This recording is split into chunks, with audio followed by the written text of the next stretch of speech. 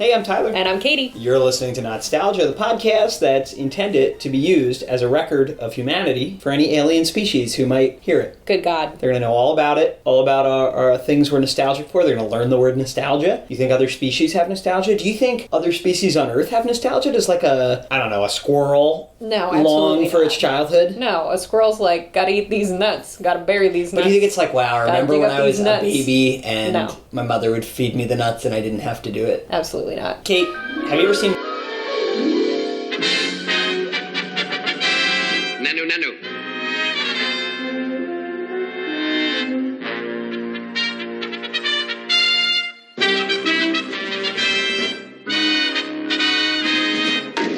Shazbat.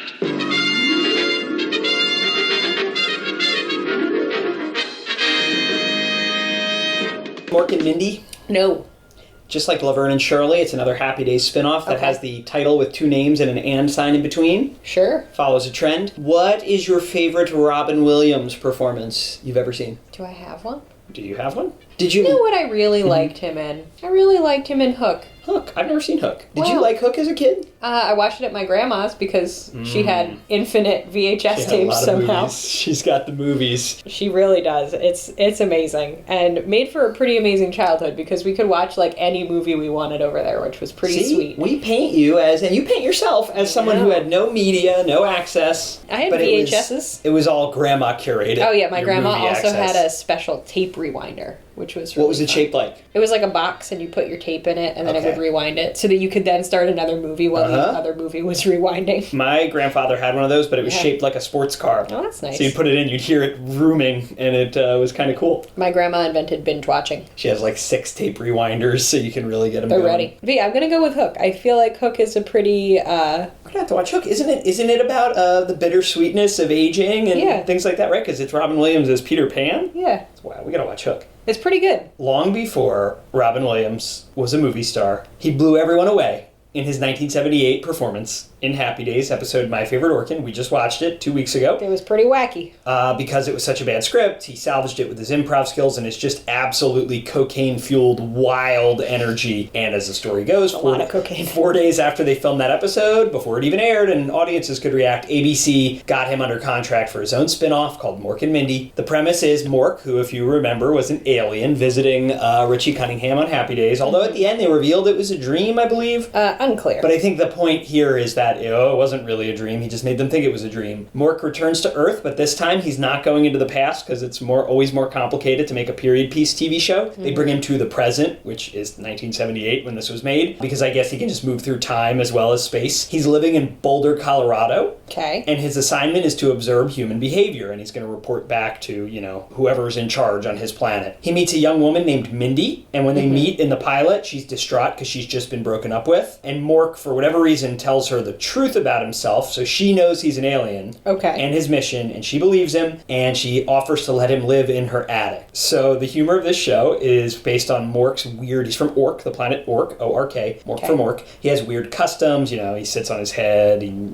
shakes hands weird, all that stuff. And over the course of the series, like most sitcoms, Mork and Mindy fall in love, of course, eventually. Ooh. They're not together at the beginning, but over the seasons they are. We're going to watch a season 1 episode, but just know that later they fall in love, they get married, they have a baby, and some of the weirdness of this show is that Orkin babies age in reverse. So they have a baby, and it's this older man comedian named Jonathan Winters plays him, who was like one of Robin Williams' comedy idols growing up, so he got him this job on Mork and Mindy, which is nice. It's just really weird. This is one of the weirdest ideas for a sitcom. Pretty weird. It was on Nick at Night from 1991 to 1995. I don't remember seeing it at all, which is so weird because I loved Robin Williams. I was such a huge Mrs. Doubtfire fan at this time. I'm just kind of surprised I didn't see this at all on Nick at Night. I loved him, of course, as the genie in Aladdin, and I would have been all over this. Yeah, you would have eaten this right up. Yes, but all I ever saw, I did see that Happy Days episode as a kid, but that's it. Robin Williams was 27 years old when he was on this show. Was on Happy Days. Whoa. And this is, I think, within a year, right? Yeah, it's the same year. So young. He's 27 in this episode, which is season 1, episode 9, Mork the Gullible. Well, if you had heard that story all the way through, you would have understood the point.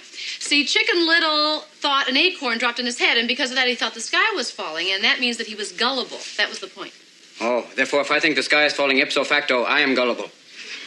Yeah, I'm afraid so. Like yesterday when you heard that TV commercial that said to run out and catch a bus and you started building a trap? Oh. I would have caught one, too. I was going to use a segregated school as bait. The hair that Robin Williams is sporting right now is like when I have gone too long between a couple haircuts and I wake up in the morning and I've been mashing my head into the pillow and then I wake up and I'm like, oh, I look like Mork. Okay, why is he in a big egg? His ship is an egg. Oh my god, why is his ship an egg? In the intro, he hit his head trying to get into his ship. What a great what detail. happened to Pam Dauber? Shazbot. I don't know where Pam Dauber is today. And they live in beautiful Boulder, Colorado. All right, so the intro is just all of his wacky antics. Mm-hmm. Does he wear the same clothing every day? Seems like it. I mean, he's a sitcom character. I mean, maybe he's like Steve Jobs, you know? I feel a little bad for Pam Dauber. I mean, I know being the straight man is like a venerated tradition in comedy, but it just seems like it'd be hard to be Robin Williams straight man. I feel like it might be a little bit exhausting. The pleats on Robin Williams's pants are so deep that you could live in them. Look at them. All right, so Mindy's trying to teach Mork how to set boundaries, and it's just not going well. I get it. That child stole the show. Yeah, that little Girl Scout, angry Girl Scout. You know what I like about Mindy? She's got a lot of plants. She seems trustworthy. A lot of houseplants here. Oh, you left out from your favorite Robin Williams performances, Popeye. Oh, that movie made me physically nauseous and continues to make me physically nauseous, and I hate it. Forgot to mention, Mork and Mindy originally ran for 91 episodes from September 14th, 1978 to May 27, 1982, 4 seasons. So Mork has been arrested. What is happening? So I believe this man who just came into a round of applause is a cult leader who must have been in a previous episode. Mork knows him already. What? And now this man worships O.J. Simpson. We should note, this is pre the murder. Way pre. Of Nicole Brown Simpson. Yes. And Ron. God, what's Ron's last name? Oh no, I forgot Ron's last name. Ron Goldman. Alright, so there's a really long extended joke about how great O.J. Simpson is, how he's how good of a football player is. How he's literally better than every evangelical leader, Moses, Jesus. It's a lot. It's a really weird episode. Alright, so the actor playing Exodore, the cult leader slash like just mentally ill man, trying to keep up with Robin Williams is like a little sad. It's just no one can be highly chaotic. Yeah, no one can be Robin Williams. It does seem like a weird choice to try to have another comedic tour de force performance. Yeah, it just is an odd choice. Right. Because Robin Williams is so extreme. Right. And this man why would they? He's screaming, he's not Robin Williams, right? Yeah, the Exodore guy is doing a crazy performance. This episode feels really long. It's the 70s, Kate. Laverne and Shirley did feel like it went by faster. Yeah, it was fun. It was funner. That was the difference? Funner's a real word. You're saying Robin Williams isn't fun? It's not that he's not fun. It's just that it's these long, strange bits punctuated by manic energy, and I feel like that makes it feel longer. Why is Exodore sitting like that? Like fully squatting, but then he's got his shoulders between his knees. This show can only have one character who sits weird, and it's Mork. Wow, he got a little emotional there at the end. Wasn't expecting that. His call with Orson. It's a shame they don't make football pads for the heart. No. Look who's landed on Nick at Night. No. Robin Williams is Mork, an alien being sent to Earth with nothing but a groovy red spacesuit and a mission to gather important scientific information. Why do they call it rush hour when nothing moves? To learn Earth etiquette. Hi, mister. Would you like to buy some cookies? No! To find out everything about human beings. Boy, this is going to be great. So hang out with Nick at Night's very own Space Case. Robin Williams in Mork and Mindy. Weeknights on Nick at Night. All right.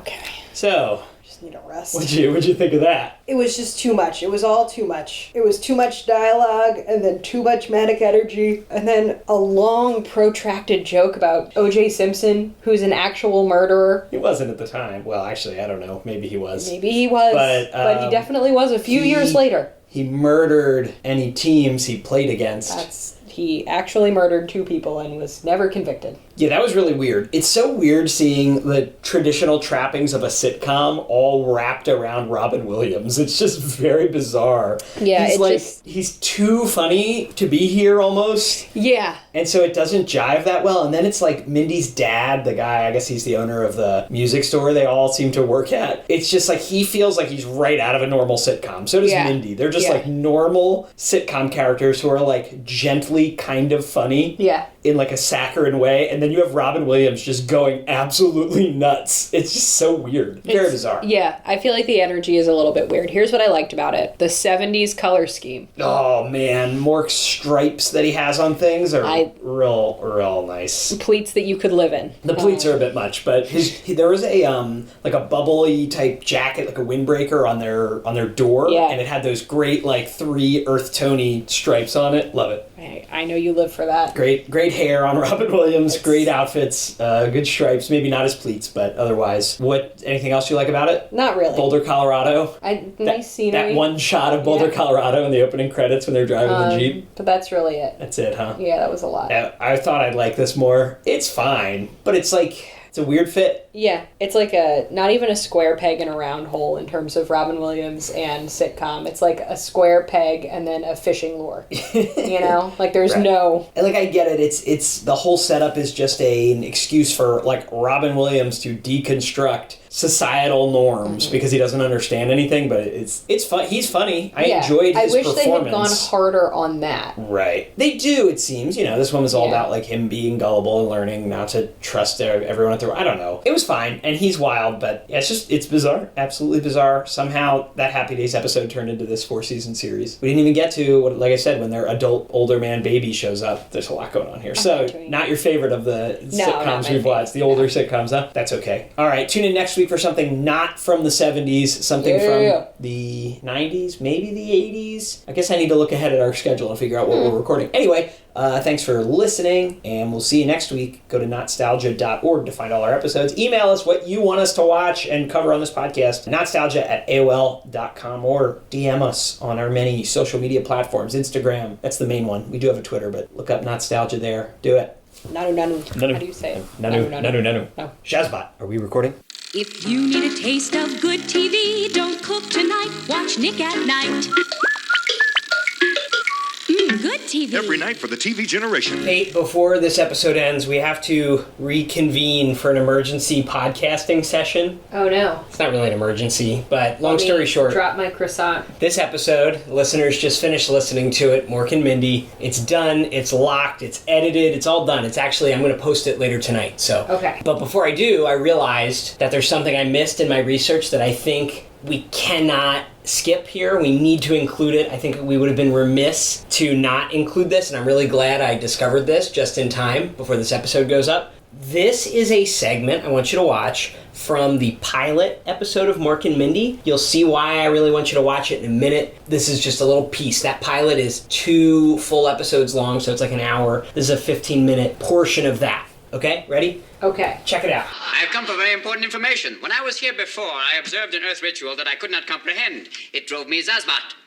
Well, don't get unraveled. Oh, hey, let's not get unraveled here, you know? Right.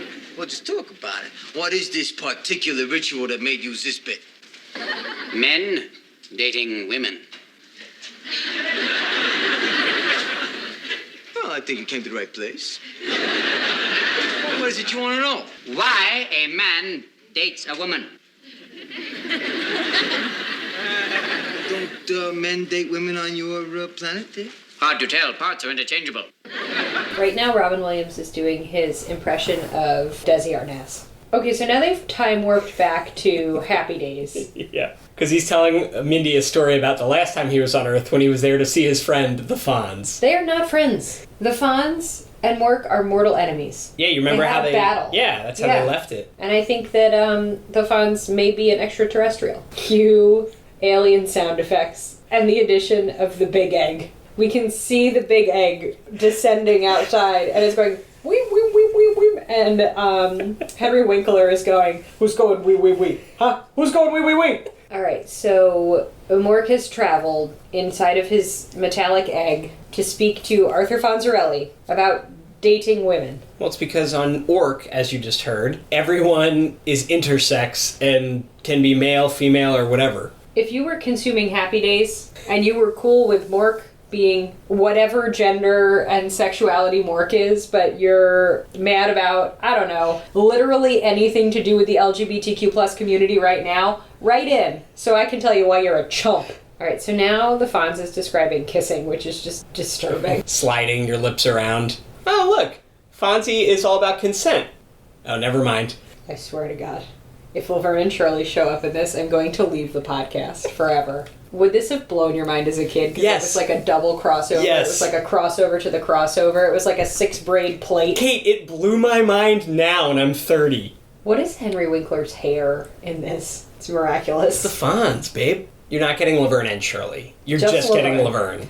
So Penny Marshall's here to take this alien on a date. Tyler, what am I watching? Robin Williams does look good in these jeans, though. He's cute. Penny Marshall is very funny. This is a good match. Penny Marshall and Robin Williams doing all this physical comedy. Oh, Morky. I'm not real good in geography. This off place, where is that, off Greece? No, we Orkans have been off Greece for at least 5 bleams. Now for lubricants, we use Viz, Gage, or the ever-popular Limacook. All right, there you go. Your final thoughts here on all of this, especially seeing that trio together at last. I did not like it. I was creeped out by it. Mostly. Exasperated sigh. Yeah. So I didn't watch that before I showed it to you, so I didn't know what we were going to get. Started out okay and then devolved. The whole punchline at the end was just Mork, driven wild with passion, chasing Laverne around, and she was not giving consent, and the audience was loving it. Didn't age very good. No. Was this a podcast emergency? No. Shalt not.